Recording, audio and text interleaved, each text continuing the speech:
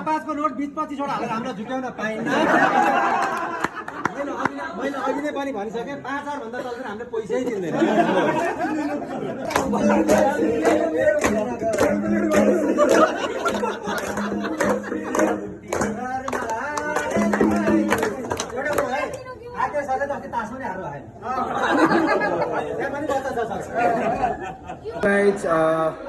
फेरि पनि हाम्रो अर्को भिडियोमा स्वागत छ। आज हाम्रो अफिसमा देउसी भाइले प्रोग्राम चलिरहेको छ, यता हेर्न सक्नुहुन्छ।